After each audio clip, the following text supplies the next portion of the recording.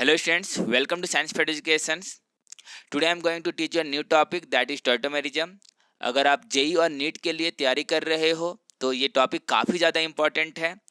आपको पता होना चाहिए कि अगर इस टॉपिक में आप अच्छे कमांड बना लेते हो तो आपको काफ़ी ज़्यादा हेल्प हो जाएगा। कारण ये है कि इसके रिगार्डिंग क्वेश्चन डिफरेंट डिफरेंट मौजूद है बुक्स में और अदर के कंपेयर में इसमें क्वेश्चन ज़्यादा मिलेंगे। ऑलराइट, तो मैं यहाँ पर इसके कॉन्सेप्ट को, इसके रिगार्डिंग जितने भी टाइप्स के क्वेश्चन होते हैं वो सभी को मैं यहाँ पर डिस्कस करूँगा। तो आप यहाँ पर ध्यान से देखो, शुरुआत से लेकर एंड तक आप ध्यान देना, आपको बहुत कुछ सीखने को मिलेगा। ओके, सो टॉयटोमेरिज्म है क्या? What is tautomerism? देखो, यहाँ पर अगर मैं बात करूँ तो tautomerism that was introduced by Laar. किसने इंट्रोड्यूस करा था? तो जो साइंटिस्ट का नाम है दैट वाज इंट्रोड्यूस्ड बाय लार। लार नाम के साइंटिस्ट ने इसे इंट्रोड्यूस किया था, तो इसे आपको ध्यान में रखना है।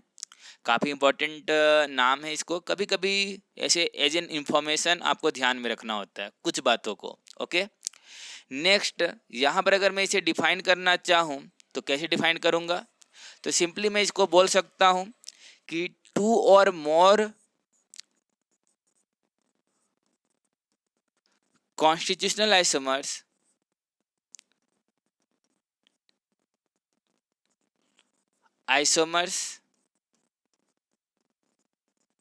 कॉन्स्टिट्यूशनल आइसोमर्स जहाँ पर एटम का या ग्रुप का कनेक्शन अलग होता है उसे हम लोग क्या कहते थे?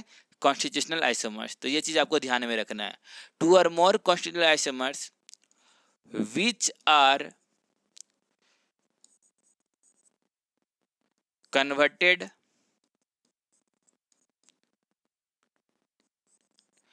into one another at ordinary temperature। Ordinary temperature, देखो बहुत ही हाई फाई डेफिनेशन लिखने का ज़रूरत नहीं है, ये डेफिनेशन सफिशियंट है समझने के लिए। ओके, दो या दो से ज़्यादा कॉन्स्टिट्यूशनल आइसोमर्स जो कि आपस में कन्वर्ट हो सकता है किसी ऑर्डिनरी टेम्परेचर पर। ओके, सेकेंड पॉइंट आपको ध्यान में रखना क्या है इसमें कि टॉयटोमेरिज्म में जो टॉयटोमर्स होता है, टॉयटोमर्स एग्जिस्ट इन इक्विलिब्रियम, इक्विलिब्रियम में एग्जिस्ट करता है, आइदर इन गैसियस स्टेट, और जब ये एग्जिस्ट करता है तो गैसियस स्टेट में भी एग्जिस्ट कर सकता है या फिर लिक्विड स्टेट में,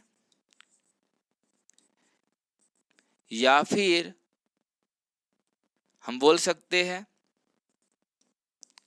और in solution phase, solution phase में भी एग्जिस्ट कर सकता है। तो ये काफ़ी इंपॉर्टेंट टर्म है यहाँ पर। नेक्स्ट पॉइंट जो आपको पता होना चाहिए इसके रिगार्डिंग वो है कि आप टॉयटोमर्स को आइसोलेट नहीं कर सकते ऑर्डिनरी कंडीशन में। They are not isolated, they are not isolated at ordinary conditions.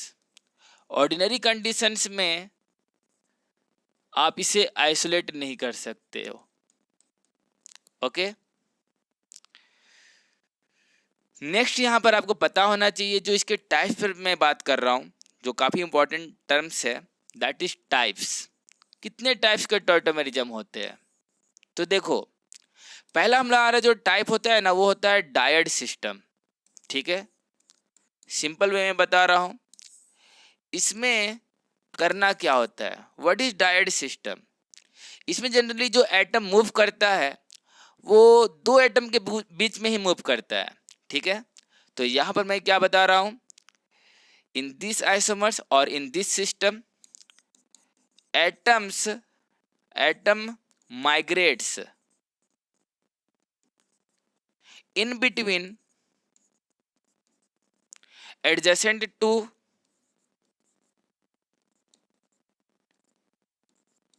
in between adjacent atoms। ठीक है, तो ये काफ़ी इंपॉर्टेंट टर्म है। बहुत ही सिंपल एग्जांपल मैं इसके लिए दे रहा हूँ, जैसे कि हाइड्रोजन साइनाइड। यहाँ पर पॉसिबिलिटीज है कि यहाँ पर ये हाइड्रोजन क्या करे, इस तरह से मूव करे।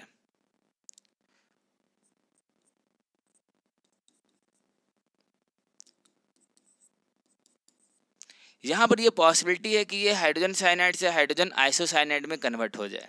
ठीक है, तो ये चीज़ आपको ध्यान में रखना है। कार्बन में ये शिफ्ट कर गया ये बॉन्ड पेयर, और यहाँ पर हाइड्रोजन नाइट्रोजन के लोन पेयर से क्या हो गया, इंटरेक्ट हो गया। So there is possibility of what, interconversion. Okay, और ये क्या होता है, इक्विलिब्रियम कंडीशन में होता है।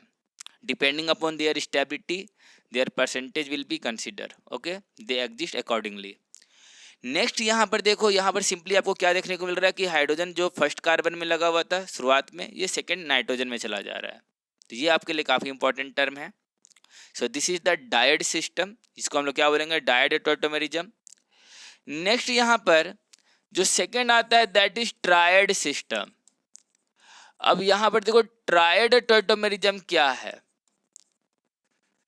सो ट्रायड टॉटोमेरिज्म में जो एटम का जो माइग्रेशन होता है from first atom to next, मैं बोल सकता हूँ from first atom to third atom.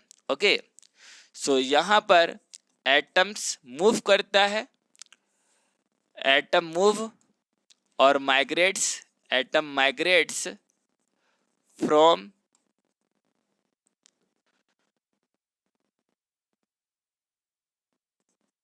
First atom to third atom. इसे हम लोग क्या कहते हैं, ये हमारा कहलाता है ट्रायड सिस्टम। और इसमें मोस्ट कॉमन जो एग्जांपल है that is keto enol tautomerism. ध्यान रखना, जो इसमें मोस्ट कॉमन एग्जांपल है that is called keto enol tautomerism. और कीटो इनॉल टॉटोमेरिज्म शो करने के लिए सबसे इंपॉर्टेंट टर्म्स है प्रेजेंस ऑफ अल्फा हाइड्रोजन्स। तो उसको मैं ध्यान पर रखते हुए बता रहा हूँ। देखो जैसे कि हमारे पास क्या है, मान लो कि हमारे पास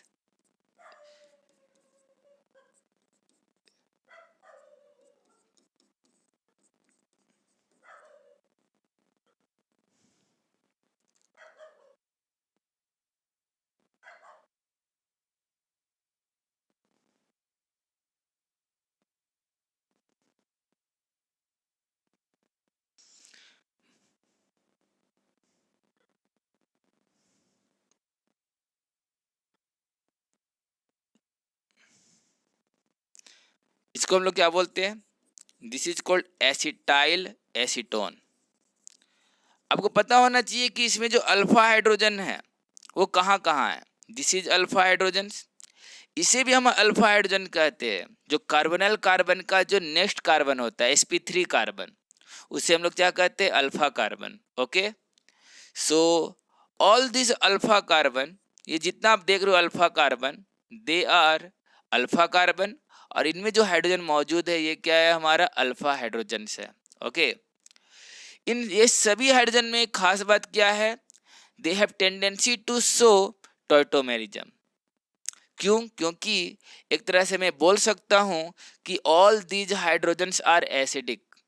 देख लो, ये टर्म कभी किसी को बोला नहीं जाता इस जगह में, लेकिन उसी हाइड्रोजन का माइग्रेशन होता है जो एसिडिक होता है, और जो मोस्ट एसिडिक होगा वही हाइड्रोजन क्या होगा, मूव करेगा या फिर माइग्रेट करेगा। आप सोचो कि अगर मान के चलो आप किसी एसिडिक हाइड्रोजन को निकालते हो तो उसे कैसे निकालोगे, H+ के फॉर्म में। H+ के फॉर्म में निकालोगे तो उस जगह में क्या रह जाएगा, नेगेटिव चार्ज। जैसे कि अगर मैं यहाँ से H+ निकाल दिया तो यहाँ पर क्या रह जाएगा, negative charge. And this negative charge will stabilize through resonance. ये रेजोनेंस के थ्रू स्टेबलाइज होगा इस कार्बोनाइल ग्रुप से भी और इस कार्बोनाइल ग्रुप से भी। सो मैं बोल सकता हूं कि out of all these alpha hydrogens, ये सारा का सारा जो अल्फा हाइड्रोजन्स है उसमें से मोस्ट एसिडिक अल्फा हाइड्रोजन कौन सा होगा, यहाँ वाला होगा। ऐसा क्यों, क्योंकि यहाँ पर अगर नेगेटिव चार्ज बनता है तो वो दोनों ऑक्सीजन से इजीली स्टेबलाइज होगा रेजोनेंस के थ्रू। ठीक है, लेकिन यहाँ पर अगर आप बात करते हो क्या, यहाँ पर मानकर चलो कि यहाँ नेगेटिव चार्ज बनता है, तो ये नेगेटिव चार्ज क्या होगा, सिर्फ एक कार्बोनाइल ग्रुप से ही रेजोनेंस करेगा। It has a tendency to show resonance with only one carbonyl group. That is why this hydrogen जो पहले sp3 कार्बन के साथ अटैच था, यहाँ का जो हाइड्रोजन है वो लेस एसिडिक है। तो सिंपली इतना ध्यान में रखना है कि जो जितना एसिडिक होगा उसका उतना ज्यादा कैपेसिटी होगा माइग्रेशन का। ओके, सो जस्ट लाइक जैसे आप हाइपर कॉन्जुगेशन में पढ़ते हो ना, अल्फा हाइड्रोजन फाइंड आउट करते हो, तो अल्फा हाइड्रोजन तो यहाँ पर बहुत सारा देखने को मिल रहा है, बट यहाँ पर ये जो अल्फा हाइड्रोजन है, ये जो कार्बोनाइल कार्बन का बगल का जो कार्बन होगा sp3 कार्बन, वो अल्फा हाइड्रोजन है। Okay, not in all case, मैं आऊँगा कुछ केस में। सो this is the alpha hydrogen and this is most acidic. That is why this hydrogen can migrate from this first position to first, second, third position. ये third position में migrate करेगा। Of course ये हमारा क्या है, diketo form है। So this is the diketo form, ये हमारा एक तरह से डाइकीटो फॉर्म है। अगर मैं इसको माइग्रेट करके दिखाऊं तो जानते हो ये कैसे दिखेगा।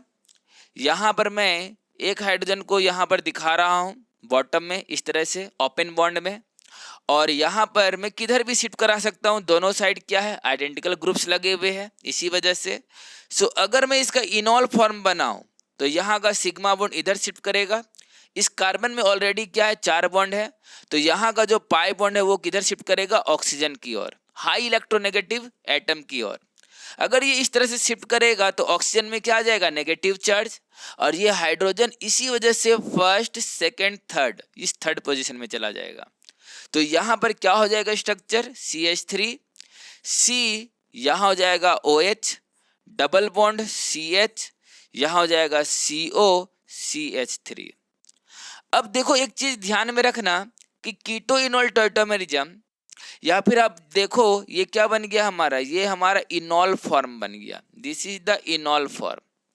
ये इनॉल फॉर्म में क्यों गया, क्या कारण है, तो देखो सिंपल यहाँ पर अगर हम बात करेंगे, मोस्ट ऑफ द कंपाउंड, अगर मैं प्योर फॉर्म पर बात करूँ तो प्योर फॉर्म में बोलूँ या फिर किसी सॉल्वेंट के प्रेजेंस में, अगर मैं देखूँ तो इन जनरल वो कीटो फॉर्म में ही रहना चाहता है। अगर मैं एक्वास सॉल्वेंट का बात करूँ, एक्वास या फिर प्रोटिक सॉल्वेंट का बात करूँ, तो वो कीटो फॉर्म में ही एग्जिस्ट करना चाहेगा। फॉर काइंड योर इन्फॉर्मेशन, बहुत ही इंपॉर्टेंट टॉपिक में ये कॉन्सेप्ट बता रहा हूँ, वो कीटो फॉर्म में ही रहना चाहेगा। वो इनॉल फॉर्म में तभी जाता है जब कंपैरेटिवली यहाँ से उसका स्टेबिलिटी, यहाँ पर भी यहाँ होता है स्टेबिलिटी, या उसके कंपेयर में ज़्यादा होता है स्टेबिलिटी, या फिर हम बोल सकते हैं कि रिलेटिवली स्टेबल होता है। ओके, या कंपेरेबल स्टेबल होता है। तो ये डिपेंड करता है कि सॉल्वेंट कैसा है, उस पर भी डिपेंड करता है कि इनॉल कितना बनेगा अंडर इक्विलिब्रियम सिचुएशंस। ठीक है, आप बोलोगे यहाँ पर कौन से स्टेबिलिटी फैक्टर है, तो यहाँ जो स्टेबिलिटी फैक्टर है इसे हम कहते हैं intramolecular hydrogen bonding. Just because of this intramolecular hydrogen bonding, this keto form has tendency to convert into this enol form। यही वजह है कि ये कीटो फॉर्म इनॉल फॉर्म में कन्वर्ट हो रहा है। ऑल राइट, अब यहाँ पर ऐसा समझो कि क्या होगा अगर मानकर चलो कि यहाँ पर मेरे पास जो सॉल्वेंट है, क्या ये हर एक केस में सेम होगा, नहीं। अगर हमारे पास सॉल्वेंट कौन सा है, हमारे पास एक्वास सॉल्वेंट है, एक्वास मीडियम है। आपको पता होना चाहिए एक्वास मीडियम में ये जो आप कीटो फॉर्म देख रहे हो ना, ये कीटो फॉर्म ज़्यादा स्टेबल होगा। कैसे, देख लो, यहाँ पर जो कीटो फॉर्म है, मैं इसी स्ट्रक्चर को बना रहा हूँ, वापस से कंफ्यूज मत होना, CO को मैं बॉटम में दिखा रहा हूँ। ओके, ये आसानी से वाटर के साथ क्या करेगा, वाटर के साथ हाइड्रोजन बॉन्डिंग बनाएगा, और इस वजह से यहाँ पर क्या मौजूद है, इस जगह में हमारे पास इंटरमोलिकुलर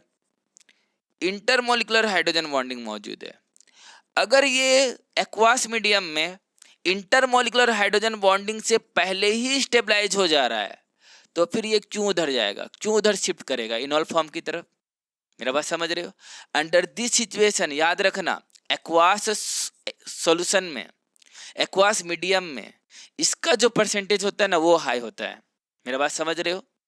इसका परसेंटेज जो हो जाएगा दैट इज कीटो फॉर्म, ये हो जाएगा 85%, और जो इनॉल फॉर्म होता है वो सिर्फ होता है 15%। मतलब सॉल्वेंट का रोल बहुत इंपॉर्टेंट है इसमें। अगर मान कर चलो कि आप यहाँ पर क्या कर रहे हो, प्योर फॉर्म में बात कर रहे हो, मैं यहाँ पर क्या बोल रहा हूँ, अगर आपने प्योर ले रखा है एसिटाइल एसीटोन, कोई सॉल्वेंट नहीं यूज कर रहे हो, कोई सॉल्यूशन फेज पर बात नहीं कर रहे हो, प्योर फॉर्म पर बात कर रहे हो, सो उस कंडीशन में क्या होगा, उस कंडीशन में यहाँ पर कोई एक्स्ट्रा स्टेबलाइजिंग फैक्टर तो है नहीं। ओके, सो उस कंडीशन में प्योर फॉर्म में, मतलब प्योर लिक्विड फॉर्म में जब ये रहेगा, ठीक है, प्योर लिक्विड फॉर्म में यहाँ पर परसेंटेज में काफी ज्यादा डिफरेंस होगा। ठीक है, ये परसेंटेज क्या होगा तो आपको पता होना चाहिए, it is approx because of formation of hydrogen bonding. यहाँ पर क्या होगा, ये हमारे पास this is 24% and this is 76%। काफी इंपॉर्टेंट कॉन्सेप्ट है। ठीक है, अब यहाँ पर क्या है, कीटो फॉर्म कितने एग्जिस्ट कर रहा है, 24% एग्जिस्ट कर रहा है, जबकि इनॉल फॉर्म किस में एग्जिस्ट कर रहा है, कितना में, 76%। इसका कारण क्या है, क्योंकि कीटो फॉर्म में ऐसा कोई भी स्टेबलाइजिंग फैक्टर नहीं है, है ना। जबकि इनॉल फॉर्म में आप देख रहे हो क्या, intramolecular hydrogen bonding. Hydrogen bonding का मतलब क्या हो जाता है, हाइड्रोजन बॉन्डिंग मतलब फोर्स ऑफ अट्रैक्शन जनरेट हो रहा है, और जहां भी फोर्स ऑफ अट्रैक्शन जनरेट होगा ग्रुप्स के बीच में, वो ओवरऑल सिस्टम क्या होगा, स्टेबलाइज होगा। अट्रैक्शन की वजह से सिस्टम लो एनर्जी में चला जाता है, low energy means high stability. तो ये चीज आपको हमेशा ध्यान में रखना है। नेक्स्ट यहां पर हम लोग बात करते हैं, अगर सिमिलरली अगर मैं बात करता हूं इथाइल एसीटोएसीटेट, बहुत ही इंपॉर्टेंट सब्सटेंस है जो कि कीटो इनॉल टर्टोमेरिज्म शो करता है। सो इथाइल एसीटोएसीटेट, ये फुल फॉर्म ध्यान में रखना आप लोग, इथाइल एसीटोएसीटेट। देखो यहाँ पर इसका जो फॉर्मूला होता है दैट इज, स्ट्रक्चर होता है क्या, CH3CO CH2CO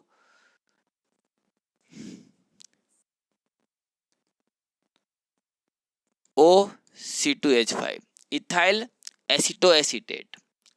देखो यहाँ पर ये जो एग्जिस्ट कर रहा है, अगर मैं बात करता हूँ इसका क्या, एक्वास मीडियम में, ध्यान देना, in aqueous medium what is the percentage of this, because of formation of intermolecular hydrogen bonding, ये वाटर के साथ क्या करता है, इंटरमोलिकुलर हाइड्रोजन बॉन्डिंग शो करता है, और इस वजह से इसका जो परसेंटेज होता है वो काफ़ी हाई होता है।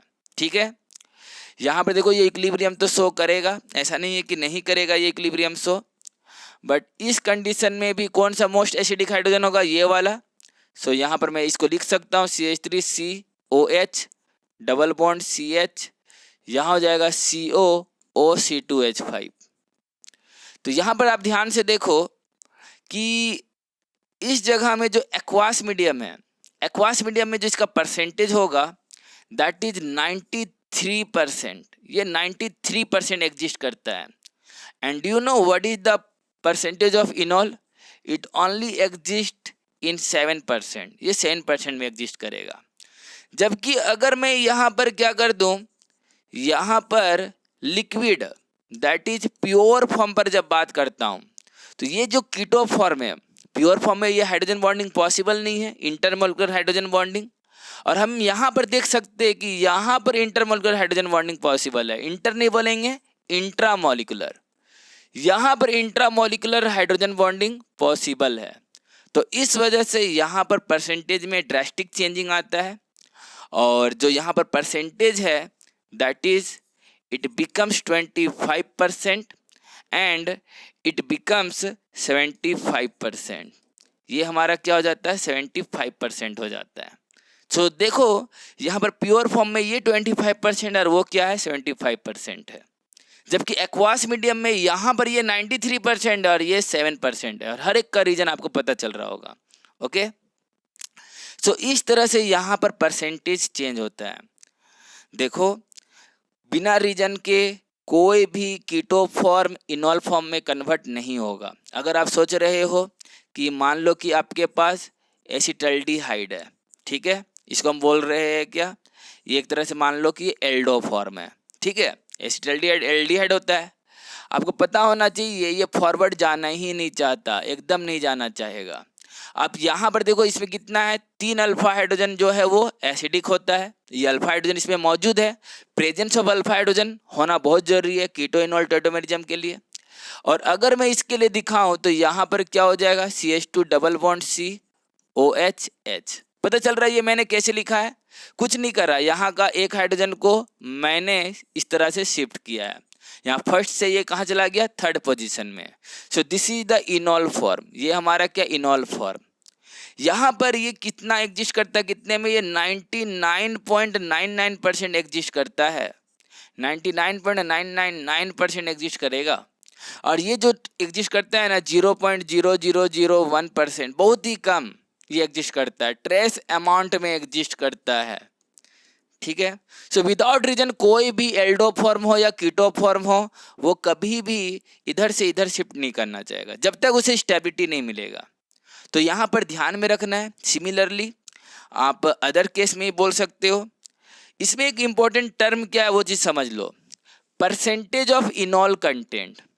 परसेंटेज ऑफ इनॉल कंटेंट किस पे डिपेंड करता है, पहले ये चीज़ समझो, कौन कौन से फैक्टर पे डिपेंड करता है। तो पहले ध्यान में रखना, it is directly proportional to, it is directly proportional to number of carbonyl group. जितना ज़्यादा कार्बोनाइल ग्रुप होगा उतना ज़्यादा यहाँ पर क्या होगा, ये इनॉल कंटेंट शो करने का टेंडेंसी रखेगा। सेकेंड केस यहाँ पर आपको क्या ध्यान में रखना है, क्या होगा अगर if carbonyl group, number of carbonyl group, अगर कार्बोनाइल ग्रुप का नंबर सेम हो जाए और same, then number of alpha hydrogen, then enol content is directly proportional to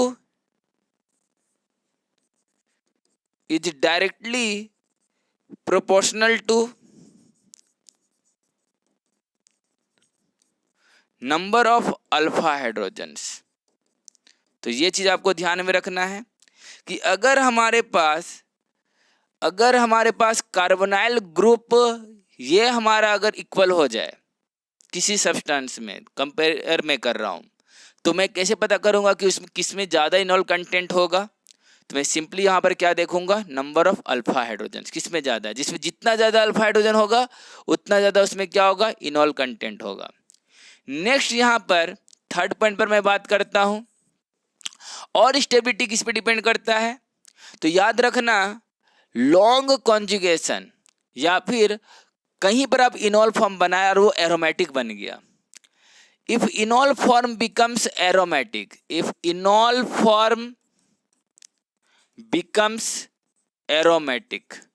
aromatic बन गया तो भाई बहुत ही अच्छा, सोने में सुहागा हो गया, सोच लो। क्योंकि एरोमेटिक सब्सटेंस क्या होता है, हाईली स्टेबल होता है। तो मैं ऐसा एग्जांपल लेकर आऊँगा जहाँ पर आपको एरोमेटिक देखने को मिलेगा। बहुत सारे सवाल है हमारे पास, ठीक है, तो देखने को मिलेगा वो चीज़। नेक्स्ट यहाँ पर then enol content increases, then percentage of enol content increases. ये पॉइंट जरूर लिख लेना, ये क्या हो जाएगा, इंक्रीज कर जाएगा। नेक्स्ट यहाँ पर चौथे नंबर में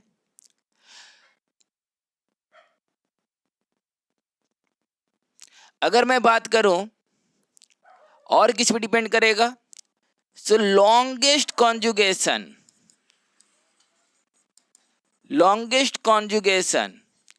enhance the percentage of enol content, enol content के परसेंटेज को बढ़ा देता है। बहुत इंपॉर्टेंट पॉइंट है ये, ठीक है।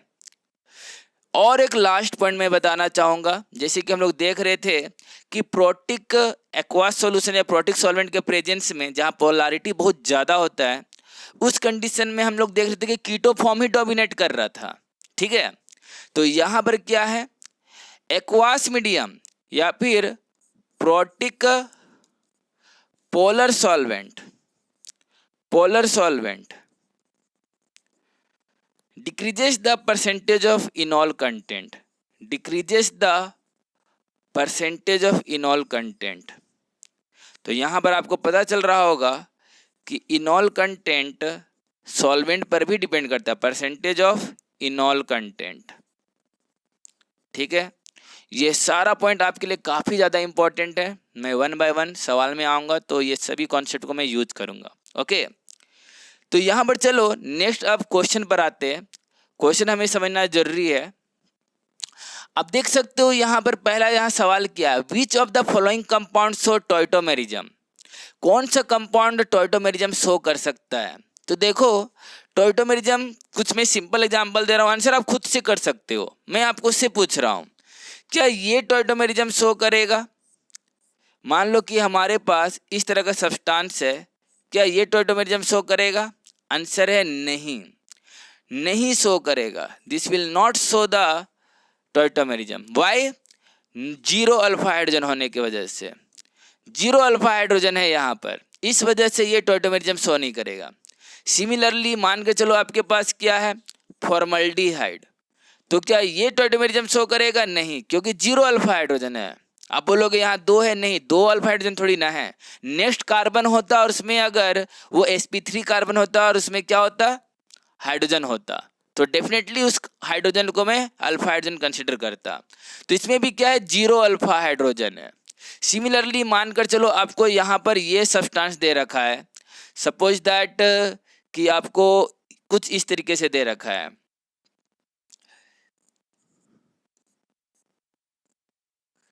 क्या यहाँ पर ये शो करेगा। नहीं, यहाँ पर भी क्या है, जीरो अल्फा हाइड्रोजन, ये भी शो नहीं करने वाला।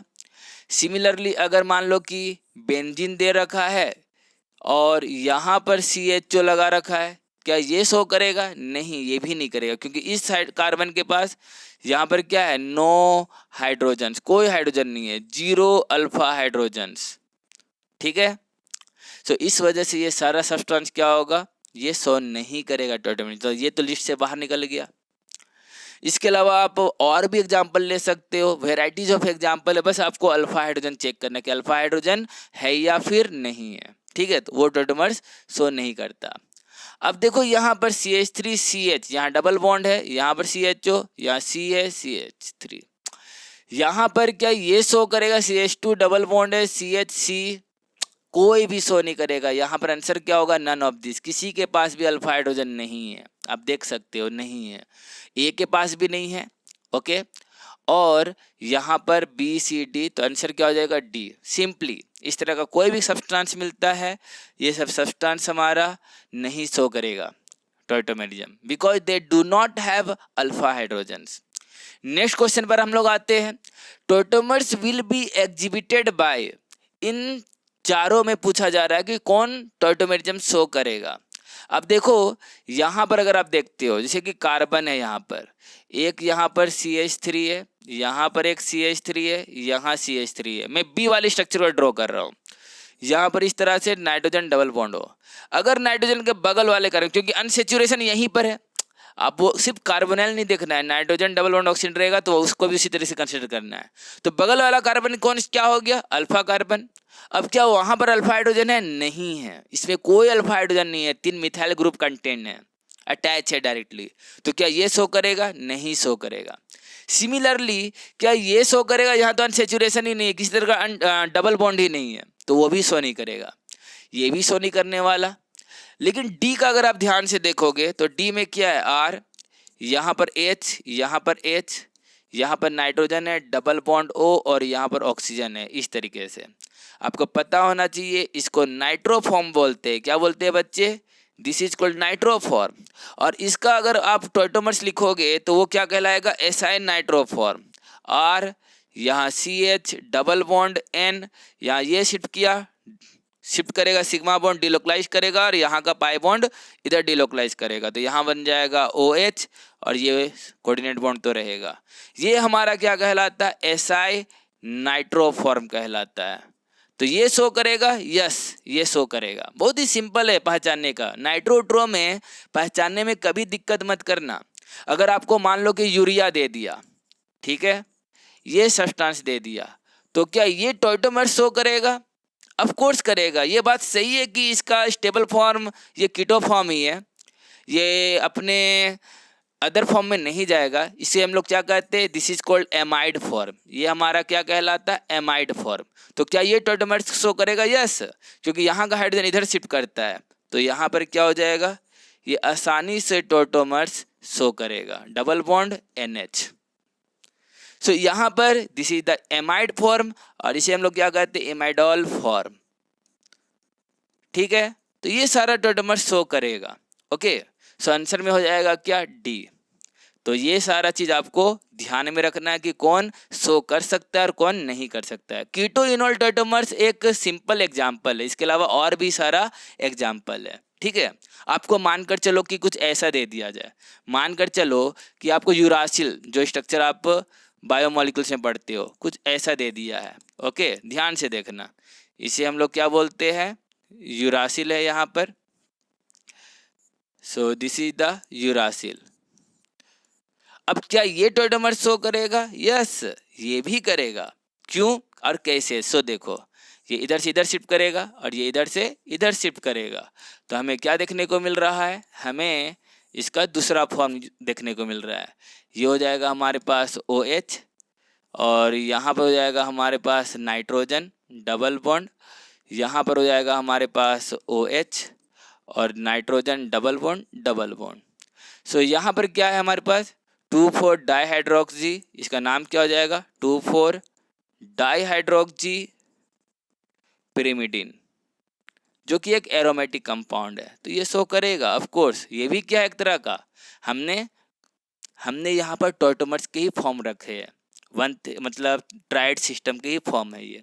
तो ये चीज़ आपको पता होना चाहिए कि किस तरह से हम टॉइटोमर्स शो कर सकते अदर कंपाउंड में। ये सारा ट्राइड सिस्टम है। ओके, इसके अलावा आपको ये भी पता होना चाहिए, जैसे कि एक रह गया हमारे पास क्या, स्पेस टॉइटोमेरिज्म। तो स्पेस टॉइटोमेरिज्म में होता क्या है, व्हाट इज स्पेस टॉइटोमेरिज्म? तो देखो यहाँ पर स्पेस टॉइटोमेरिज्म का जब मैं बात करूंगा तो स्पेस टॉइटोमेरिज्म में क्या होता है, migration of atom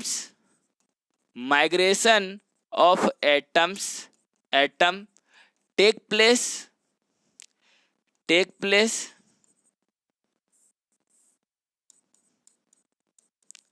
from first position to next fourth और फिफ्थ पोजिशंस, या फिर distance of migration is more than 3 atoms. ऐसे लिख देंगे तो ज़्यादा अच्छा रहेगा, ज़्यादा सिंपल रहेगा। मैं इसको इसी फॉर्मेट में लिख दे रहा हूँ। इफ डिस्टेंस ऑफ माइग्रेशन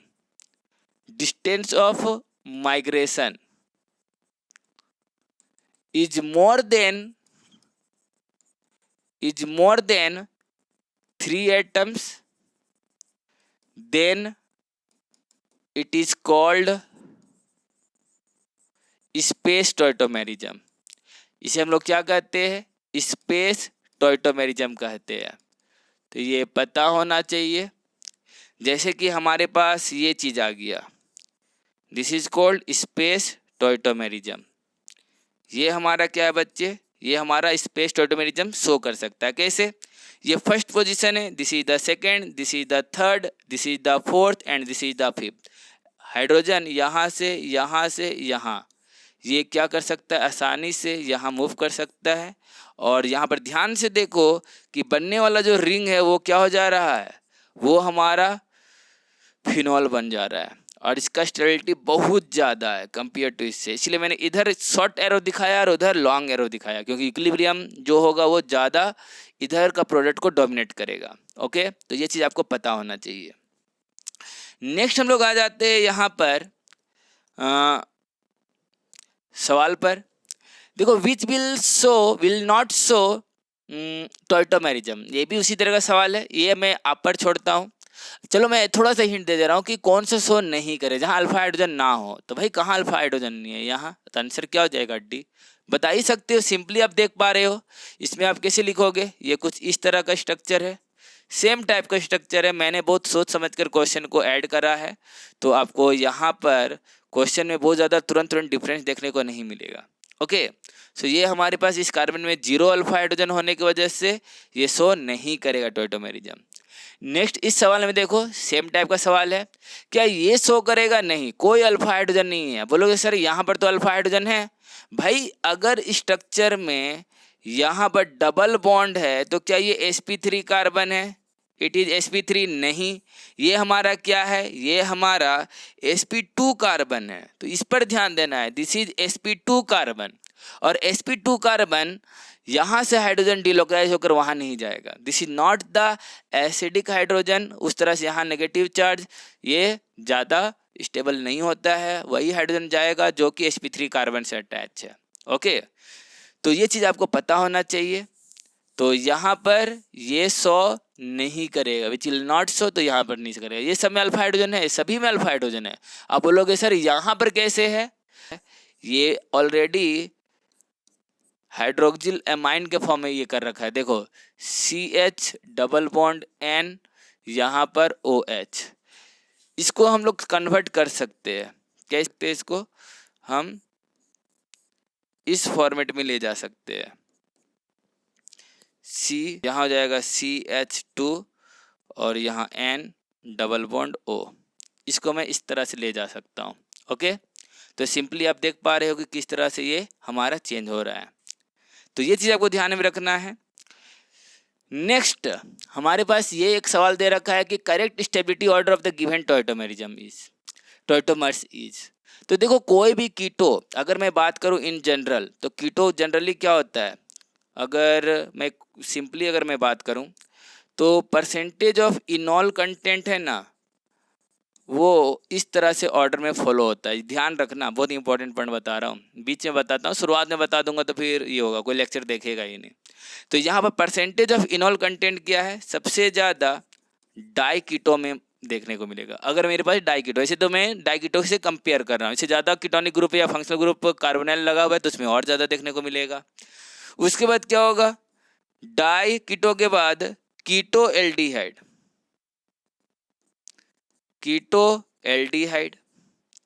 उसके बाद क्या होगा? परसेंटेज ऑफ इनॉल कंटेंट, तो सिर्फ मैं बात करूंगा किसका? कीटो का। और उसके बाद क्या हो जाएगा? एल्डिहाइड का। तो याद रखना कि डाई कीटो का सबसे ज़्यादा, देन कीटो एल्डिहाइड, देन कीटो और देन एल्डिहाइड। तो ये इंपॉर्टेंट टॉपिक ये है, कॉन्सेप्ट, इसको ध्यान में रखना। कहने का मतलब क्या हुआ कि देखो, जब तक रीजन नहीं मिलता है कीटो को इनॉल फॉर्म में जाने का, तब तक वो जाएगा नहीं, कीटो फॉर्म में स्टेबल रहेगा। इसमें अगर तुमसे पूछा जाए कि मोस्ट यहाँ पर कौन सा फॉर्म यहाँ पर स्टेबल है, तो भाई क्या यहाँ इनॉल फॉर्म बनने के बाद कोई स्टेबिलिटी मिला कि कोई हाइड्रोजन बॉन्डिंग बन गया, रिंग हमारा एरोमेटिक बन गया? ऐसा कुछ हुआ? नहीं हुआ। तो ऑफ कोर्स यहाँ पर क्या होगा? सेकंड का ही यहाँ पर सबसे ज़्यादा स्टेबिलिटी होगा, क्योंकि इनॉल फॉर्म जाने का कोई कारण होना चाहिए, स्टेबिलिटी फैक्टर होना चाहिए। अगर स्टेबिलिटी फैक्टर नहीं है तो वो उस फॉर्म में कम ही जाएगा। ओके, सेकंड में कौन आएगा स्टेबिलिटी में? तो सेकंड में आ जाएगा हमारे पास फर्स्ट वाला। अब बोलोगे सर क्या दिक्कत है थर्ड वाले से? थर्ड वाले ने क्या प्रॉब्लम कर दिया? भाई थर्ड वाले के साथ प्रॉब्लम ये है कि यहाँ पर जो डबल बॉन्ड बन रहा है वो किसके साथ बन रहा है? सो यहाँ पर ध्यान दो, इस जगह में जो डबल बॉन्ड बन रहा है एक स्मॉल रिंग के साथ अटैच है। यहाँ पर आप बॉन्ड एंगल पर ध्यान दो तो कितना हो जाएगा? Theta. This carbon is sp2 और sp2 के हिसाब से यहाँ पर बॉन्ड एंगल कितना होना चाहिए? 120 डिग्री। क्या पॉसिबल है? Is it possible? नहीं है possible. So this इनॉल form is highly unstable. ये चीज़ आपको पता होना चाहिए, ये इनॉल फॉर्म जो है वो क्या है? हमारा हाईली अनस्टेबल है। ओके, तो ये चीज़ काफ़ी इंपॉर्टेंट टर्म है। नेक्स्ट हम लोग आते हैं इसी नेक्स्ट क्वेश्चन पर। अब देखो ये हमारा ब्रेड्स रूल के अगेंस्ट है। आप लोगों को पता होना चाहिए कि मानकर चलो कि आपके पास कुछ इस तरह से सब्सटेंस है, ठीक है, और यहाँ पर डबल बॉन्ड है और यहाँ पर आपका CH3 दे रखा है, यहाँ CH3 दे रखा है, यहाँ पर ये हाइड्रोजन है। अब यही एसिडिक हाइड्रोजन दिख रहा है, मतलब एक तरह से मैं बोल सकता हूँ कि कार्बोनाइल ग्रुप के बगल का कार्बन यही हमारा अल्फा हाइड्रोजन दिख रहा है। एसिडिक तो बोलना भी गलत होगा, ठीक है। क्या ये हमारा इस फॉर्मेट में जा सकता है? नहीं जाएगा, कभी जाएगा ही नहीं। पहले ही कट कर दे रहा हूँ। क्यों नहीं जाएगा भाई? क्योंकि अगर ये इस जगह में डबल बॉन्ड बना देता है तो ये किसके अगेंस्ट हो जाएगा? ये ब्रेड्स रूल के अगेंस्ट माना जाएगा। ऐसा इसलिए क्योंकि अकॉर्डिंग टू ब्रेड्स रूल ये क्या कर रहा है? This is the against the Bredt's rule. Bredt's rule में बताया गया है क्या, याद रखना आप लोग, bridgehead carbon, this carbon is called bridgehead carbon. Bridgehead carbon planarity show नहीं करता है, और जब आप डबल बॉन्ड बना रहे हो मतलब ये प्लेनर आप कंसिडर कर रहे हो, which is against the Bredt's rule. Double bond with bridgehead carbon और positive charge on the bridgehead carbon is not at all possible when number of carbon atoms in the ring will be under 8। याद रखना, अगर number of carbon atom ring में, बड़े से ring size में अगर 8 से कम है या तो फिर वहाँ पर ब्रिजहेड कार्बोकेटायन या फिर डबल बॉन्ड उसके साथ स्टेबल नहीं रह सकता, क्योंकि प्लेनरिटी है ही नहीं यहाँ पर, ये नॉन प्लेनर है। जबकि हाइब्रिडेशन पर ध्यान दोगे तो ये कहना चाहता है कि ये sp2 है, जो कि पॉसिबल नहीं है ब्रिज हेड कार्बन के साथ, ठीक है। तो ये चीज़ आपको ध्यान में रखना है, काफ़ी इंपॉर्टेंट टर्म है। इस जगह में आप देखोगे तो ब्रिज हेड कार्बन के साथ यहाँ पर डबल बॉन्ड बना हुआ है जो कि हाईली अनस्टेबल होगा। हाँ, यहाँ पर ये कीटो फॉर्म है तो कीटो फॉर्म का स्टेबिलिटी सबसे ज़्यादा, और उसके बाद ये इनॉल फॉर्म है। तो इनॉल बनने का कोई मकसद नहीं था, तो पहले तो मैं 2 में ही लगाऊंगा, फिर मैं यहाँ पर 3 में लगाऊंगा और उसके बाद मैं फिर 1 में लगाऊंगा। So answer should be D. Keto को इनॉल फॉर्म में जाने के लिए कोई ना कोई स्टेबिलिटी फैक्टर होना चाहिए, मैं वापस से रिपीट कर रहा हूँ, अदरवाइज नहीं। ओके, नेक्स्ट क्वेश्चन पर आता हूँ मैं यहाँ पर। In methyl 3 methyl 2 cyclohexenone hexenone which hydrogen can not undergo deuterium exchange. अब देखो ड्यूटेरियम एक्सचेंज का क्या कॉन्सेप्ट है। ड्यूटेरियम एक्सचेंज बोलो या फिर आइसोटॉपिक एक्सचेंज बोलो, ठीक है, एक्सपेरिमेंटल वेरिफिकेशन के लिए यूज होता है कि कौन सा हाइड्रोजन मोस्ट एसिडिक है। तो इसमें किया जाता है कि जो एसिडिक हाइड्रोजन होता है ना, उसका रिएक्शन कराया जाता है इसी के आइसोटॉप्स के साथ, और उसी का बेसिक मीडियम यूज किया जाता है, लॉन्ग टाइम के लिए छोड़ दिया जाता है।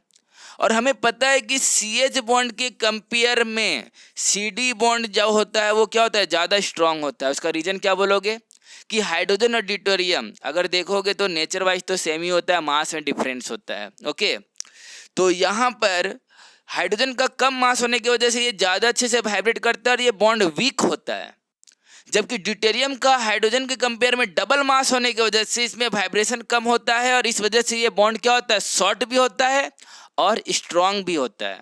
मेरा बात समझ रहे हो, शॉर्ट भी होता है और स्ट्रांग भी होता है। इस वजह से this bond is more stronger compare to CH bond. अब सवाल ये है कि भाई जब हम D2O DO माइनस जैसे NaOD, जैसे NaOH होता था उस जगह में NaOD हम यूज कर रहे हैं, वहां से OD माइनस आया है, ठीक है। Deuterium is just like hydrogen.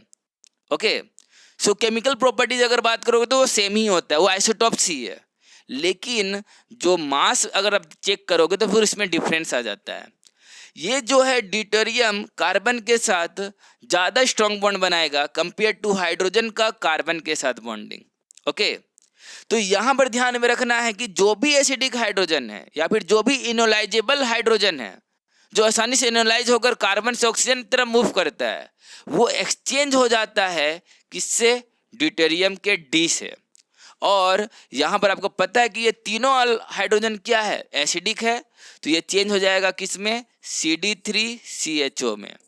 अगर आप इसको रिएक्शन वाइज समझना चाहोगे तो आप इसको ऐसे समझ सकते हो कि मान लो कि यहाँ पर ये हाइड्रोजन है और यहाँ पर ये H है, DO माइनस जो कि एक बेस है वो इस हाइड्रोजन को लिया और इस कार्बन में क्या आ गया, नेगेटिव चार्ज।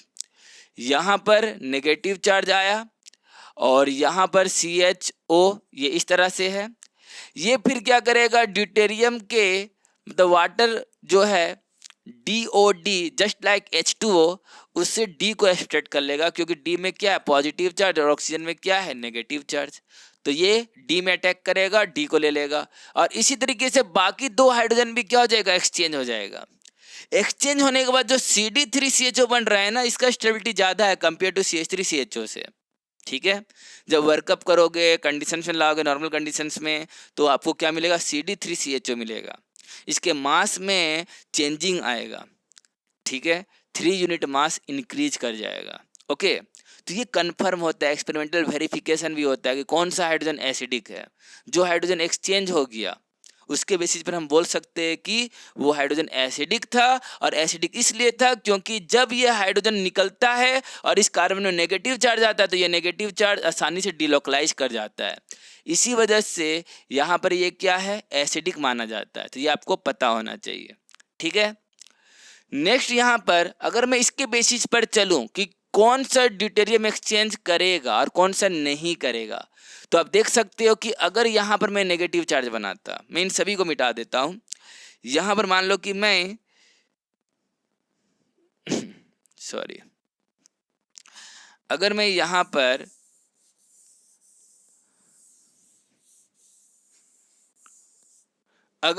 पर इस पर ध्यान दूं, तो इस स्ट्रक्चर पर आप फोकस करो। इस स्ट्रक्चर में अगर मानकर चलो कि यहाँ पर आप नेगेटिव चार्ज बनाते हो, इस हाइड्रोजन को हटाकर, ये आसानी से रेजोनेंस करेगा। इस वजह से ये ड्यूटेरियम एक्सचेंज भी कर जाएगा। अगर आप यहाँ पर इस हाइड्रोजन का बात करोगे तो यहाँ पर अगर इसको हटा देते हो और यहाँ पर नेगेटिव चार्ज बनाओगे तो ये भी यहाँ पर आसानी से क्या करेगा, रेजोनेंस करेगा। ये H4 नहीं करने वाला। ठीक है, H3 भी करेगा। अगर मैं यहाँ पर नेगेटिव चार्ज बना दूँ तो ये भी तो रेजोनेंस करके पहुँच जाएगा, तो ड्यूटेरियम एक्सचेंज तो करेगा ही। जो नेगेटिव चार्ज आसानी से डिलोकलाइज कर जाए वहाँ से हाइड्रोजन निकल जाएगा आसानी से। लेकिन अगर मैं यहाँ नेगेटिव चार्ज बना दूँ तो डबल बॉन्ड में नेगेटिव चार्ज, यहाँ पर कॉन्जुगेशन है ही नहीं, ये डिलोकलाइज नहीं करेगा इस तरीके से। यहाँ पर रिंग के अंदर में sp कार्बन बन जाएगा। अगर डिलोकलाइज कर गया तो यहाँ का नेगेटिव चार्ज अगर डिलोकलाइज करे तो 180 डिग्री सीधा हो जाएगा। पॉसिबल है क्या? नहीं। रिंग के अंदर में कनेक्टेड वे में, कॉन्जिक्यूटिव वे में डबल बॉन्ड नहीं एग्जिस्ट करता है। ठीक है, स्मॉल रिंग में। तो ये चीज़ आपको पता होना चाहिए, है ना। नॉर्मल यहाँ पर सिस्टम होता है ना, एलिन सिस्टम, यहाँ पर एग्जिस्ट कर जाता है, इसमें कोई दिक्कत नहीं है। यहाँ पर कार्बन रहेगा, यहाँ डबल बॉन्ड, इधर डबल बॉन्ड, ये एग्जिस्ट कर जाएगा। रिंग के अंदर में अगर आप सोच रहे हो कि आपके पास रिंग में ऐसा और ऐसा डबल बॉन्ड होता है, नहीं, नॉट पॉसिबल। ओके, क्योंकि ऐसा होने के लिए इसको फिर क्या होना चाहिए, इस कार्बन को sp कार्बन होना पड़ेगा, जो कि पॉसिबल नहीं है। तो ये चीज़ आपको पता होना चाहिए। सो कौन से यहाँ पर क्या बोल रहा है, यहाँ पर D2O की जगह में CH3O- रखा गया और CH3OD रखा गया है। सो वही चीज़ है, कुछ अलग सा नहीं है। वो वाटर और उसका आयंस था, यहाँ पर क्या है, मिथेनॉल और उसका कॉन्जुगेट आयंस है। सो यहाँ पर बोला गया है कि कैन नॉट अंडरगो, तो आंसर में हो जाएगा, एक तो हो गया हमारे पास H4 और एक हो गया हमारे पास H1। So answer should B A, ये आंसर होना चाहिए। ठीक है, नेक्स्ट क्वेश्चन पर आते हैं हम लोग। यहाँ पर क्या बोला जा रहा है, अब among the given structure which can exhibit tautomerism. भाई क्या ये एग्जिट करेगा? नहीं करेगा, अल्फा हाइड्रोजन है ही नहीं। क्या ये करेगा? यस, ये तो करने वाला है। यहाँ पर भी अल्फा हाइड्रोजन नहीं है तो ये भी नहीं करेगा, तो 2 ओनली। क्या हो जाएगा? 2। देखो यहाँ पर अल्फा हाइड्रोजन है भाई, यहाँ हाइड्रोजन है, इसको ध्यान से देखो, अच्छे से समझो, इस जगह में हाइड्रोजन मौजूद है। ठीक है, नेक्स्ट क्वेश्चन पर आते हैं हम लोग। यहाँ पर देखो D2O OH- के साथ रखा गया है लॉन्ग टाइम के लिए, और पूछा जा रहा है यहाँ पर कि कौन कौन सा हाइड्रोजन यहाँ आयोनाइज कर जाएगा। भाई यहाँ सिंपल एक्सचेंज हो जाएगा, यहाँ पर जो हाइड्रोजन होगा वो हो जाएगा, यहाँ वाला हो जाएगा और यहाँ वाला भी हो जाएगा, क्योंकि ये सारा नेगेटिव चार्ज बनेगा तो आसानी से स्टेबलाइज होगा। एक और एसिडिक हाइड्रोजन है जो कि हाई इलेक्ट्रोनेगेटिव एलिमेंट से जुड़ा हुआ है, और अगर हाइड्रोजन हाई इलेक्ट्रोनेगेटिव एलिमेंट से जुड़ा हुआ है तो वो आसानी से रिप्लेस हो सकता है। ठीक है, वो एसिडिक नेचर का ही होता है लगभग। सो इस वजह से यहाँ पर आंसर जो हो जाएगा वो क्या हो जाएगा? बी। देख सकते हो ये सारा ड्यूटेरियम से रिप्लेस हो चुका है हाइड्रोजन, और यहाँ पर भी ड्यूटेरियम लगा हुआ है। तो that should be the correct answer. Next question पर आते हैं हम लोग। यहाँ पर देखो, यहाँ बोला जा रहा है कि identify the which can exhibit tautomerism. भाई तीनों एग्जिबिट करेगा, क्यों? क्योंकि यहाँ पर एक अल्फा हाइड्रोजन आपको देखना चाहिए। यहाँ पर तो इधर भी अल्फा हाइड्रोजन है और यहाँ तो अल्फा हाइड्रोजन है ही, और यहाँ पर भी अल्फा हाइड्रोजन है, तो तीनों यहाँ पर शो करेगा, ऑल ऑफ दीज होगा यहाँ पर। तो ये चीज़ आपको पता होना चाहिए। अब पूछा जा रहा है यहाँ पर the correct order of enol content X Y Z is. इन तीनों में इनॉल कंटेंट का परसेंटेज क्या होगा? आप इसको देखो ना, ये क्या बन गया? एंटी एरोमेटिक बन गया। क्यों? क्योंकि 4 पाई इलेक्ट्रॉन है। कीटो से इनॉल फॉर्म में आया, डाई कीटो से डाई इनॉल फॉर्म में आ रहा है, और हमें क्या देखने को मिल रहा है कि ये एंटी एरोमेटिक बन गया, तो इसका परसेंटेज सबसे कम होगा। मेरा बात समझ रहे हो? इसका परसेंटेज सबसे कम होगा, मतलब वाई सबसे कम होने वाला है, पहले से समझ लो। और यहाँ पर अगर ये हो गया तो पता है, यहाँ पर अगर मैं इधर बना कर दिखा दे रहा हूँ, अगर मान लो कि यहाँ डबल बॉन्ड दे रखा है, यहाँ डबल बॉन्ड दे रखा है, यहाँ डबल बॉन्ड दे रखा है, यहाँ पर हाइड्रोजन है, यहाँ हाइड्रोजन है, ये इधर शिफ्ट करेगा, ये इधर शिफ्ट करेगा। यहाँ पर क्या हो जा रहा है? यहाँ पर हो जाएगा हमारे पास OH, इस जगह में हो जाएगा डबल बॉन्ड, यहाँ हो जाएगा हमारे पास डबल बॉन्ड, यहाँ हो जाएगा डबल बॉन्ड। अब बोलोगे सर ये तो समझ में आया कि ये किस तरीके से कीटो से इनॉल फॉर्म में बना, बट ये 2 पॉजिटिव क्यों दिया हुआ है? देखो अभी ये रेजोनेंस थोड़ी ना कर पाएगा, कार्बन 4 बॉन्ड बना रहा है। एक्चुअल में ये ना, इसमें हाई पोलैरिटी होता है, और ये जो कंपाउंड है ये न्यूट्रल फॉर्म में इस तरीके से एग्जिस्ट नहीं करता, इसका एग्जिस्ट करने का तरीका भी अलग होता है। ठीक है, तो आपको पता होना चाहिए ये चीज़। यहाँ OH होता है, डबल बॉन्ड है, ये हमारा आयनिक फॉर्म में एग्जिस्ट करेगा, और आयनिक फॉर्म में एग्जिस्ट करे तो यहाँ पॉजिटिव चार्ज, यहाँ पॉजिटिव चार्ज। अब वैकेंट p ऑर्बिटल हो गया, तो अब ये आसानी से क्या कर सकता है? रेजोनेंस कर सकता है। यहाँ से ये यहाँ रेजोनेंस करेगा तो डबल बॉन्ड यहाँ आ जाएगा, यहाँ पॉजिटिव आ जाएगा। तो इस तरीके से रेजोनेंस करने के वजह से इसको हम लोग यहाँ पर क्या लिख सकते हैं कि पॉजिटिव चार्ज इन चारों कार्बन में क्या कर रहा है? डिलोकलाइज कर रहा है। देखो मैं एक फॉर्म लिख ही देता हूँ, इसको हम लोग और कैसे लिख सकते हैं? अगर मैं इसका रेजोनेंस लिखूँ तो मैं इसको लिख सकता हूँ कैसे? इसको मैं ऐसे लिख सकता हूँ, OH, यहाँ हो जाएगा O-, यहाँ पॉजिटिव चार्ज, यहाँ पर पॉजिटिव चार्ज, और यहाँ पर O-।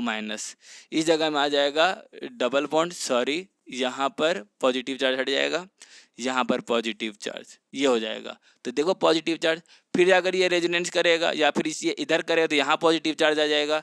इसलिए हम इसको हाइब्रिड फॉर्म में कैसे लिख सकते हैं? यहाँ हो जाएगा O-, यहाँ हो जाएगा O-, यहाँ पर हो जाएगा OH, और यहाँ पर 2+। यही फॉर्म में लिखा हुआ है और कुछ नहीं। मेरा बात समझ रहे हो? क्योंकि इस तरह से इसको लिखा जा सकता है। तो ये क्या बन गया? ये हमारा एरोमेटिक बन गया, जिसमें इनॉल कंटेंट क्या होगा? सबसे ज़्यादा, और यहाँ पर वाई वाले का सबसे कम। तो बाकी ये होगा एक्स का सबसे ज़्यादा क्योंकि वो एरोमेटिक बन गया, और वाई का सबसे कम क्योंकि वो एंटी एरोमेटिक बन गया, और इन बिटवीन जेड जो नॉर्मल टॉइटोमेरिज्म शो कर रहा है। तो ये चीज़ आपको समझना चाहिए। नेक्स्ट यहाँ पर हो जाएगा क्या? इस क्वेश्चन पर ध्यान देना, काफ़ी इंपॉर्टेंट है। ये भी कुछ उसी तरीके से है कि अगर आप इसका इनॉल फॉर्म बनाए तो ये क्या बन गया? भाई ये फ्यूरेन का ही डेरिवेटिव है। ठीक है, सो यहाँ पर एक्स क्या हो गया? ये एरोमेटिक हो गया। 2, 4, 6 अंदर का जो लोन पेयर है ना, ये हमारा क्या है? ये p ऑर्बिटल में एग्जिस्ट कर रहा है, जो कि पाई बॉन्ड की तरह कंसीडर होता है। यहाँ पर आपको पता होना चाहिए, जब आप एरोमेटिसिटी सीखते हो तो क्या होता है, यहाँ पर ये लोन पेयर ये इन्वॉल्व होता है रेजोनेंस में, और इसी वजह से ये लोन पेयर हाइब्रिडेशन में इन्वॉल्व नहीं होता, और यहाँ पर एक लोन पेयर खाली हाइब्रिडेशन में इन्वॉल्व होता है। ये अंदर का जो लोन पेयर है वो पाई बॉन्ड में कन्वर्ट हो जा रहा है। इसी वजह से 2, 4, 6 इसके पास क्या है? 6 पाई इलेक्ट्रॉन, और ये क्या कहलाता है? एरोमेटिक। आपको पता होना चाहिए एरोमेटिक है, और इस वजह से इसमें इनॉल कंटेंट क्या होगा? सबसे ज़्यादा होगा। तो एक्स का इनॉल कंटेंट सबसे ज़्यादा। अब यहाँ पर हम लोग बात कर रहे हैं क्या? इसमें इनॉल कंटेंट पर बात करेंगे। तो देखो एक बात मैं आपको बताना चाह रहा हूँ इसमें, जो कि काफ़ी इम्पोर्टेंट है। यहाँ पर अगर आप सोच रहे हो कि हाइड्रोजन, अगर मान के चलो तुम्हारे पास ये ऐसे दे रखा है, ये ऑक्सीजन दे रखा है, यहाँ पर ये डबल बॉन्ड ये दे रखा है। अब देखो कि इस जगह में हाइड्रोजन ये तो एसिडिक है, नो डाउट, अल्फा हाइड्रोजन यही है, ये आसानी से दिखाना चाहिए था, लेकिन ऑक्सीजन का लोन पेयर ये भी तो रेजोनेंस करेगा at the same time. At the same time oxygen भी क्या करेगा, रेजोनेंस करेगा। सो इस वजह से जब ये रेजोनेंस कर रहा होगा तब तो इनोलाइजेशन पॉसिबल नहीं है। मेरा बात समझ रहे हो? एक तरह से ऑक्सीजन का रेजोनेंस जो कि इस ऑक्सीजन के साथ मौजूद है, इस वजह से यहाँ पर जो माइग्रेशन होता है हाइड्रोजन का फर्स्ट एटम से थर्ड एटम की ओर, वो थोड़ा सा डिक्रीज कर जाएगा। सो मैं बोल सकता हूँ कि सबसे ज़्यादा तो होगा यहाँ पर एक्स का, नो डाउट। यहाँ पर इस तरह से कोई फैक्टर नहीं है, नंबर ऑफ अल्फा हाइड्रोजन भी ज़्यादा है, ये भी बोल सकते हो आप कि नंबर ऑफ अल्फा हाइड्रोजन भी ज़्यादा है। ओके, सो यहाँ पर एक्स का ज़्यादा होगा, देन यहाँ पर जेड का ज़्यादा होगा। सो एक्स जेड एंड इसका वाई का सबसे कम होगा, डी। आपको मैं एक इंपॉर्टेंट टर्म यहाँ पर बता देना चाहता हूँ, बहुत इंपॉर्टेंट टर्म है यहाँ पर। क्या है इंपॉर्टेंट टर्म? देखो इंपॉर्टेंट टर्म क्या है सो समझने की कोशिश करना। कहीं पर भी अगर परसेंटेज ऑफ इनॉल कंटेंट पर बात करते हैं तो परसेंटेज ऑफ इनॉल कंटेंट हमारा जो होता है डायरेक्टली प्रोपोर्शनल होता है इलेक्ट्रॉन विथड्रॉइंग ग्रुप के भी। मेरा बात समझ रहे हो?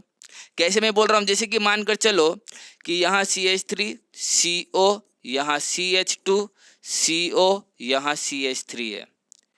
इस जगह में एक कंपाउंड मान लो PH CO, यहाँ CH2, यहाँ CO CH3, ये हमारा दूसरा है।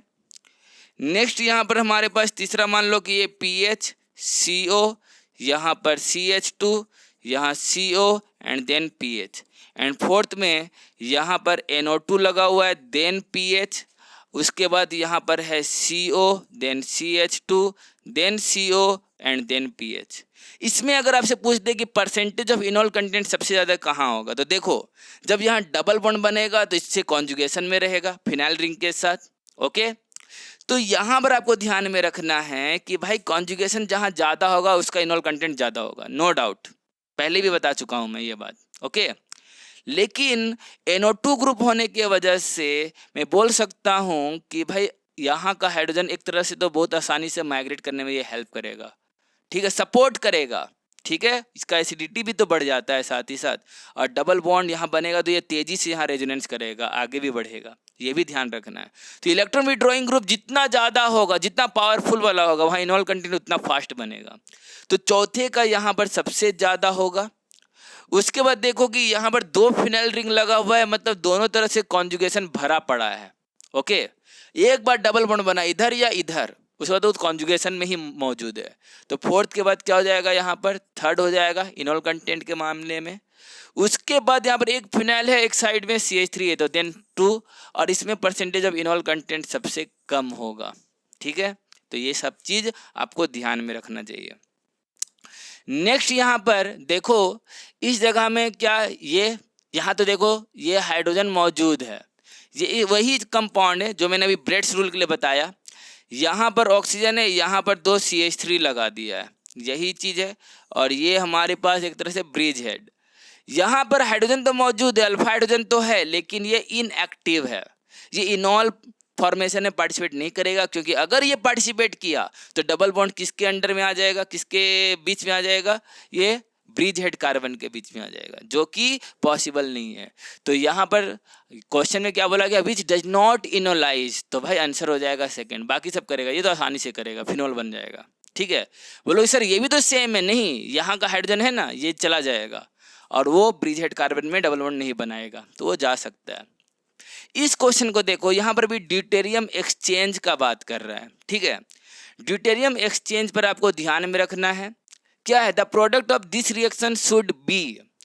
आप देखो कि यहाँ पर ड्यूटेरियम बहुत लोग ना इसको मार देते, CD3 जैसे देखेंगे ना तो तुरंत CH3 CHO से कंपेयर कर लेते, वैसा नहीं है भाई। कार्बोनाइल कार्बन का ये बगल का कार्बन, ये यहाँ पर क्या दे रखा है, यहाँ पर जो दे रखा है वो कुछ इस तरह से दे रखा है, ठीक है। कार्बन डबल बॉन्ड O, यहाँ H और यहाँ पर CH3, जैसे इसको देखते ना CH3 CHO मान लेते हैं स्टूडेंट, मैंने बहुत बार देखा है क्लास में पढ़ाते वक्त भी स्टूडेंट इसी पहले आंसर को ही सही बोल देते हैं, जबकि ऐसा पॉसिबल नहीं है। कार्बोनाइल कार्बन ये है, उसका बगल का कार्बन ये है, यहाँ एक हाइड्रोजन है, यही सिर्फ एक्सचेंज होगा, बाकी कोई एक्सचेंज नहीं होने वाला, ठीक है। तो ये चीज़ आपको पता होना चाहिए। आंसर में हो जाएगा यहाँ पर क्या, बी। नेक्स्ट है हमारे पास क्या, among the given compound the correct order of enol content is, यहाँ पर कौन सा होगा भाई? सिंपल सा है, सेकंड वाला एरोमेटिक बनेगा। यहाँ डबल बॉन्ड है, ऑक्सीजन है, यहाँ पर ये है, यहाँ पर डबल बॉन्ड ऑक्सीजन है। यहाँ का हाइड्रोजन इन्वॉल्व हो गया अगर, तो ये इधर हो जाएगा, सॉरी यहाँ का हाइड्रोजन ये इन्वॉल्व हो सकता है, तो यहाँ पर ये एरोमेटिक बन जाएगा। एरोमेटिक बना और उसके बाद यहाँ पर क्या हो जाएगा? यहाँ पर ऑक्सीजन है ना, ओके, यहाँ हो जाएगा O, यहाँ पर H, यहाँ डबल बॉन्ड और यहाँ पर ये, तो देख सकते हैं ये एरोमेटिक बन गया। तो सबसे ज़्यादा यहाँ पर इनॉल कंटेंट कौन दिखाएगा? सेकंड वाला। उसके बाद यहाँ का ऑक्सीजन थोड़ा डिस्टर्ब करेगा, ऑक्सीजन को देगा इलेक्ट्रॉन, तो जब ये ऑक्सीजन के साथ रेजोनेंस करेगा तो इधर का हाइड्रोजन तो इनॉल फॉर्म नहीं जा सकता ना, तो इस वजह से तो पहले सेकंड वाला, फिर फर्स्ट वाला, देन थर्ड वाला, तो आंसर हो जाएगा यहाँ पर सी। ओके, तो ये चीज़ आपको ध्यान में रखना है। नेक्स्ट है यहाँ पर देखो, ये भी हमारे पास उसी तरीके से है। अब देखो इन तीनों में ना ज़बरदस्त, बहुत ही अच्छा सवाल है, बहुत जगह में पूछा जाता है। यहाँ पर अगर आप देखोगे तो फर्स्ट वाले में देखो, फर्स्ट वाले में आपको क्या दे रखा है? यहाँ दे रखा है कुछ डबल बॉन्ड, इस जगह में दे रखा है ऑक्सीजन, डबल बॉन्ड इस जगह में दे रखा है, यहाँ पर डबल बॉन्ड है और यहाँ पर डबल बॉन्ड है। भाई इसका हाइड्रोजन को तुम ले जाते इनॉल में तो क्या हो जाएगा? ये हो जाएगा हमारा कुछ इस तरीक़ा से, यहाँ हो जाएगा डबल बॉन्ड, देखो यहाँ ये OH हो जाएगा, यहाँ डबल बॉन्ड, यहाँ पर डबल बॉन्ड है, यहाँ पर डबल बॉन्ड और यहाँ पर इसको हम ऑक्सीजन माइनस और पॉजिटिव फॉर्म में रख देंगे ताकि रेजोनेंस हो पाए। ये क्या हो गया हमारा एरोमेटिक। ठीक है, खास बात क्या है कि यहाँ हाइड्रोजन बॉन्डिंग भी पॉसिबल है, इंट्रामोलिकुलर हाइड्रोजन बॉन्डिंग भी पॉसिबल है। एरोमेटिक तो है, प्लस में इंट्रामोलिकुलर क्या है? हाइड्रोजन बॉन्डिंग है। सिमिलरली अगर हम यहाँ पर देखें तो यहाँ पर सिर्फ एरोमेटिक बनेगा, हाइड्रोजन बॉन्डिंग पॉसिबल नहीं होगा क्योंकि ये ऑक्सीजन और ये ऑक्सीजन क्या है? काफ़ी दूर है। यहाँ पर ग्रुप क्या लगा हुआ है? थोड़ा सा ध्यान से देखो भाई, मैं आपके लिए कर दे रहा हूँ। यहाँ पर डबल बॉन्ड ऑक्सीजन है और यहाँ पर डबल बॉन्ड है, यहाँ डबल बॉन्ड है, यहाँ डबल बॉन्ड ऑक्सीजन है। अगर यहाँ का हाइड्रोजन इधर जाएगा तो यहाँ डबल बॉन्ड बनेगा, ये तो एरोमेटिक बन गया 6 पाई इलेक्ट्रॉन होने की वजह से रिंग के अंदर में। लेकिन यहाँ पर ये क्या होगा? ये एरोमेटिक प्लस इंट्रामोलर हाइड्रोजन बॉन्डिंग, और वो सिर्फ एरोमेटिक होगा। तो आंसर में क्या हो जाएगा हमारे पास? फर्स्ट का ज़्यादा, देन यहाँ पर सेकंड का और देन थर्ड का। थर्ड में कोई एरोमेटिसिटी गेन नहीं हो रहा। ठीक है, आप बनाकर देख सकते हो इधर वाले के साथ या उधर वाले के साथ, कहीं पर भी एरोमेटिसिटी नहीं बनने वाला, एक कार्बन sp3 रह ही जाएगा। मेरा बात समझे? ये वाला कार्बन या ये वाला पार्टिसिपेट करोगे तो ये वाला रह जाएगा, ये वाला पार्टिसिपेट करोगे तो ये वाला रह जाएगा। एक साथ दोनों तो पार्टिसिपेट नहीं हो सकता ना। ठीक है, इसी वजह से तो एक कार्बन sp3 रह जाएगा, इसलिए परसेंटेज ऑफ इनॉल कंटेंट 1 का होगा, देन 2 का होगा और देन 3 का होगा। तो ये चीज़ आपको पता होना चाहिए। आंसर दैट शुड बी ए। ठीक है, नेक्स्ट यहाँ पर देखो, अगर आप थर्ड वाले में इनॉल बनाते हो, यहाँ पर स्टूडेंट गलती कर देता है। अगर आप थर्ड वाले में इनॉल बनाते हो, ये डबल बॉन्ड दोनों के लिए कंसिडर होता है, याद रखना, किसी एक के लिए कंसिडर नहीं होता। ये पाई बॉन्ड ऐसे रहता है, या तो आप इधर दिखा दो या तो आप इधर दिखा दो। ठीक है, ये इधर से इधर शिफ्ट करेगा तो यहाँ पर क्या हो जाएगा? ये एंटी एरोमेटिक रिंग बन जाएगा। एक साइड क्या बन जा रहा है? ये एंटी एरोमेटिक। ये पाई बॉन्ड इस रिंग के लिए भी काउंट होगा, तो 4 पाई इलेक्ट्रॉन, मतलब ये क्या बन गया? Anti aromatic. और एंटी एरोमेटिक क्या होता है? हाईली अनस्टेबल होता है, तो इसका इनॉल फॉर्म में जाने की टेंडेंसी सबसे कम। अब यहाँ पर इनॉल फॉर्म ये तो छोटे से रिंग में बनेगा जो 90 डिग्री दिखा रहा है, sp2 कार्बन 90 डिग्री पॉसिबल नहीं होता, इसलिए यहाँ पर बहुत मुश्किल से इनॉल कंटेंट बनेगा, क्योंकि अल्फा हाइड्रोजन जो भी है छोटे से रिंग में साइक्लोब्यूटेन बनना थोड़ा सा क्या होता है? वो स्ट्रेन क्रिएट करता है रिंग के अंदर में, इसी वजह से। तो सबसे इम्पॉसिबल होगा थर्ड वाले में, देन इम्पॉसिबिलिटी होगा इसमें, और जो आसानी से बनेगा, जो बड़े रिंग में बनेगा वो आसानी से बनेगा, देन 2 1 3। तो 2 1 3 क्या हो जाएगा? This should be the answer. ये हमारा आंसर क्या होगा? सही होगा। तो इस चीज़ को आपको ध्यान में रखना है। नेक्स्ट सवाल में हम लोग आते हैं कि आइडेंटिफाई मोस्ट स्टेबल इनॉल फॉर्म। देखो स्मॉल रिंग के साथ डबल बॉन्ड अटैच है, ठीक है, जो कि पॉसिबल नहीं। यहाँ पर देखोगे तो इस जगह में हाइड्रोजन बॉन्डिंग भी हो रहा है और इनॉल भी बना हुआ है, ये होगा यहाँ पर। ठीक है, बट यहाँ हाइड्रोजन बॉन्डिंग पॉसिबल नहीं है। ठीक है, यहाँ पर भी स्मॉल रिंग के साथ यहाँ डबल बॉन्ड है, तो आंसर हो जाएगा यहाँ पर सी। तो ये चीज़ आपको पता होना चाहिए। देखो कितना फास्ट क्वेश्चन सॉल्व होता है। इस तरह का सवाल तो हम लोगों ने देखा ही, इसको अभी इसको यहाँ पर रहने देते हैं। अगर हम बात करेंगे कि which structure is most stable, तो देखो यहाँ पर कौन से स्ट्रक्चर स्टेबल होगा। ऑफ कोर्स ये वाला स्ट्रक्चर स्टेबल होगा, पहले ही देख रखे हैं, बहुत बार देख रखे हैं, क्योंकि ये इनॉल फॉर्म में चला जाएगा। ओके, और प्योर फॉर्म में अगर हम बात करते हैं प्योर लिक्विड के लिए, तो ये इनॉल फॉर्म में चला जाएगा, और इनॉल फॉर्म में जाने के बाद ये हाइड्रोजन बॉन्डिंग शो कर रहा है। So that is why C should be the most stable. Okay, next हम लोग आ जाते हैं 31 से 32 में, या सॉरी 20 में, 19 से 20 में। विच of the following compounds have less इनॉल content, कौन सा इनॉल कंटेंट कम बनाएगा। सिंपल सा बात है कि इसमें अगर इनोलाइजेशन होता है तो ये एरोमेटिक बन जाएगा, मानते हो, और उसमें ऐसा कुछ खास होने वाला नहीं है। तो फर्स्ट में ज़्यादा होगा, तो आंसर क्या बोल रहा है, यहाँ लेस का बात कर रहा है, तो सेकंड का होगा, इक्वल नहीं होना चाहिए। ओके, इक्वल तो नहीं होगा यहाँ पर, तो सेकंड में लेस इनॉल कंटेंट होगा। मैं वापस से देख लेता हूँ, यस, लेस इनॉल कंटेंट। यहाँ पर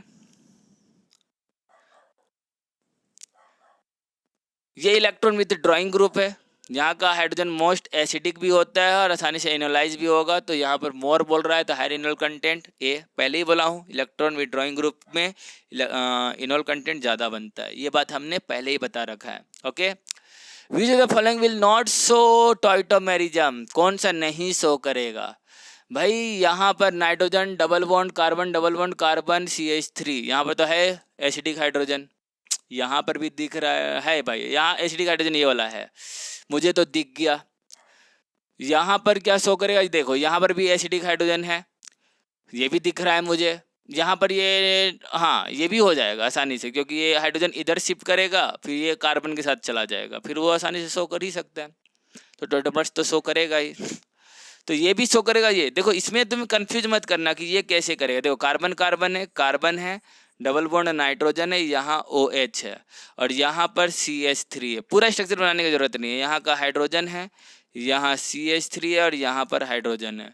तो भाई यहाँ पर OH ये इधर शिफ्ट करेगा और ये इधर जाएगा, तो इस कार्बन के साथ हाइड्रोजन चला जाएगा ना, ये ऑक्सीजन से इस कार्बन में चला जाएगा, सिंपल से, नाइट्रोजन डबल बॉन्ड ऑक्सीजन बन जाएगा। ठीक है, तो इस तरीके से हो सकता है, जैसे ये बी में बना था ना, उसी तरीके से यहाँ पर बन जाएगा, यहाँ डबल बॉन्ड नाइट्रोजन ऑक्सीजन हो जाएगा और कार्बन से हाइड्रोजन चला जाएगा, तो ये तो शो करेगा। कौन सा नहीं करेगा, तो फिर ये सी नहीं करेगा। ठीक है, नॉट का पूछ रहा था, तो सी नहीं करेगा।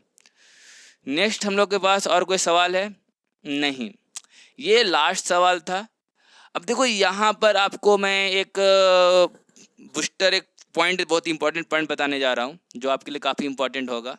यहाँ पर बहुत बार ना हाइड्रोजन एक्सचेंज करते, ड्यूटेरियम एक्सचेंज करते वक्त गलती कर देते हैं स्टूडेंट। मैं बताना चाहूँगा किस में।